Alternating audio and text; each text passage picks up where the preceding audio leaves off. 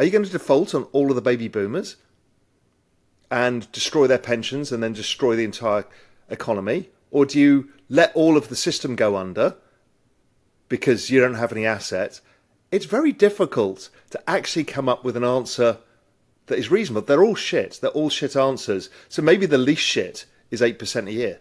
Fed head Jerome Powell gave the biggest dovish signal since the U.S. Federal Reserve began rising rates in 2022 after months of remained hawkish despite warnings that the economy was slowing too quickly. Powell announced at the Fed's annual Jackson Hole Symposium in Wyoming on Friday that the central bank will decrease historically high interest rates in September. Powell said the path is obvious, but rate decreases will rely on new data, the outlook, and risks. Powell didn't say how much the Fed will decrease its benchmark rate next month, but most economists expect a quarter-point drop in September and at least one more before year's end. Powell stated in his speech that the Federal Reserve has made headway in lowering inflation but still needs to do more. The Fed chair is certain inflation will return to 2%. He also cited the job market for September rate decreases. Risks of inflation rising have decreased while risks of employment falling have increased. The job market isn't likely to cause significant inflation soon, and we don't want it. Even though the Federal Reserve has declared it will keep rates higher until it hits its 2% inflation objective, several analysts and famous investors have predicted this for months. Raoul Pal, founder and CEO of Real Vision, has spent much of the year teaching investors about the Everything Code and why the Fed and other central banks are certain to resume rate cuts and quantitative easing. Raoul Pal's Everything Code thesis examines how QE cuts affect asset prices, notably cryptocurrency. We are showcasing snippets from his recent conversation with Mark Moss. So there's a really important point. I asked them directly why they let Lehman go, but they didn't let AIG go. And they're like, nobody was using Lehman bonds as collateral. AIG were AAA and they were going to go to zero. And AAA bonds get used massively as collateral. And they thought there was 32 times leverage in AIG bonds. They're like, we could not allow it to go. Lehman wasn't as existential a problem as AIG. I was like, wow, that's fascinating. And we saw it in 2022 as well. So the moment the markets go down a certain amount, the liquidity comes back. Even though the Fed was still tightening and they were doing quantitative tightening, the actual liquidity started picking up at the back end of 2022 because they're like, enough. We don't want the S&P to fall more than, let's say, 25%. And that's kind of a line in the sand that we've seen repeatedly, that every time it starts to get a bit wobbly, magic of liquidity comes back, they debase the currency, and everybody's okay again. Because if you think of the other big liability out there, we talked about ordinary people. Ordinary people do have a pension. And those pensions are in these assets too. And you've got this massive cohort of people that if you let the pensioners lose 50% of their wealth, at what average age of baby boomers, average age is what, 71, 72? Well, that's going to destroy consumption because there's 76 million of these people. So they don't want to do that too. So they're between a rock and a hard place. And I ask a lot of people who complain about what's going on, and rightly so, is what would you do different?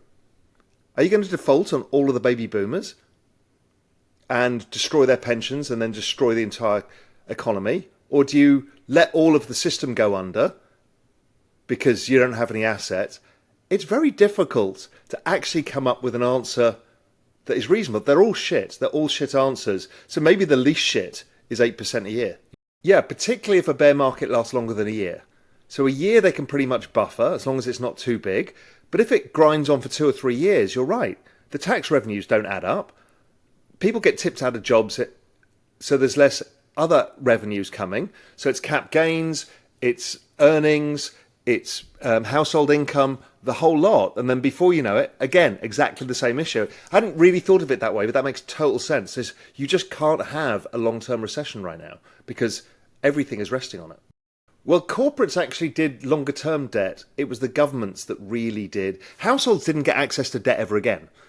So, household debt to GDP has been falling for a long time, and corporate debt to GDP has been generally falling because tech stocks have become more dominant and they don't have debts. Old economy stocks do.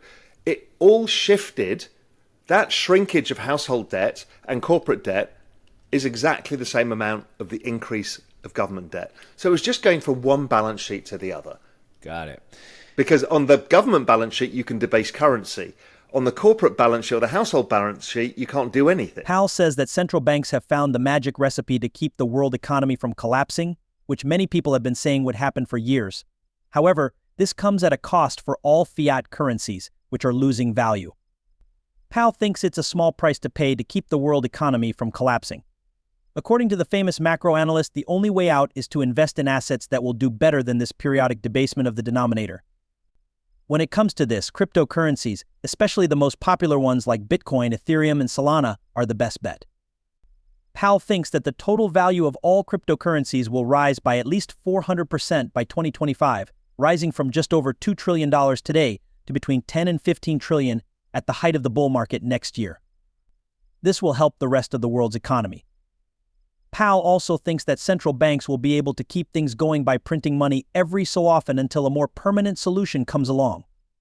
So if you think about an aging population, if you think about your parents, the older they get, the less they spend. So aging populations tend to have lower trend rates of GDP. They all do. It's happened, observable everywhere, because old populations spend less. They also tend to not know how long they're going to live for after they retire. So when my dad retired, his spending must have fallen 60 or 70% because he's like, well, I've got this much money, I don't know how I'm going to live for, is my wife going to be taken care of? And so they change their habits. And so that drags down GDP growth, as does debt. And so it keeps compounding this whole thing. Is right now, for example, interest rates are at 5.5%, but trend rate of GDP over the last 5-6 years is about 1.75%. So you've got this big gap and you need to get interest rates down so you can refi them, but all the time GDP keeps falling over time. And you can forecast it into the future. It's just the births, deaths, and it gives you 30 years of understanding. And it's just telling us, unless something dramatic changes, which is technology, we're just going to keep dragging down GDP forever. And we're seeing it worse. Older populations, Japan, China, most of Europe, they're older than the US because they had less immigration. What you find is their GDP keeps shrinking. Australia, on the other hand, has a high immigration rate, as has Canada, and they've tended to do better because of the immigration rate. Because really, GDP growth is driven by population growth, productivity growth, and debt growth. I hear this a lot. There was a paper written at the BIS or somewhere about this, but it's not provable in any country, anywhere. So I've gone through all the demographic data, and there was this whole thing saying, well, it's inflationary.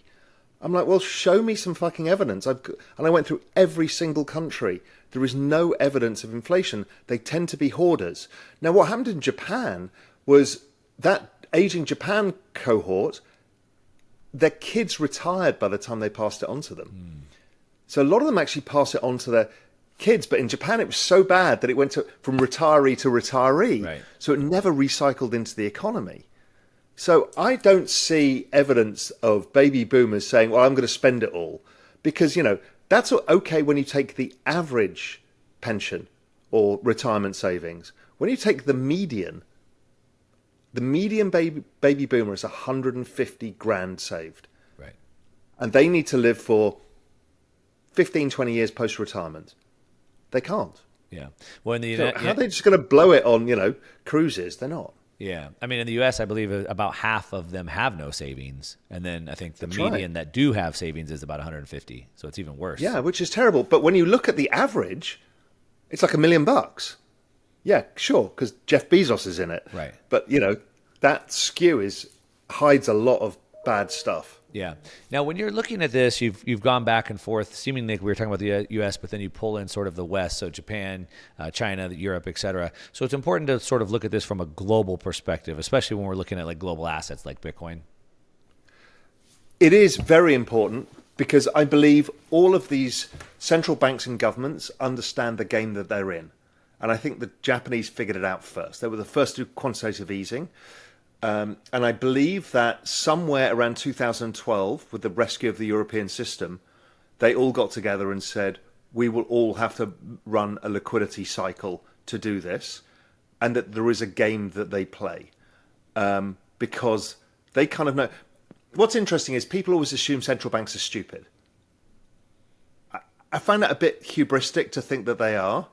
Maybe they just don't want to acknowledge what they're trying to do. But it would make total sense. And the more you think about that, the more you see it, how they're also connected in what they do and how they do it. And it's all like a tacit agreement is, okay, time to go, and they all go again. Yeah. Pal says there's still a good chance that we can avoid major economic problems, especially in strong currencies like the US. However, investment is still important for anyone who wants to keep and grow their wealth over time. Bonds and other traditional asset classes might not keep up with inflation, and popular stock indexes like the S&P 500 might help keep wealth, but they won't always make it grow.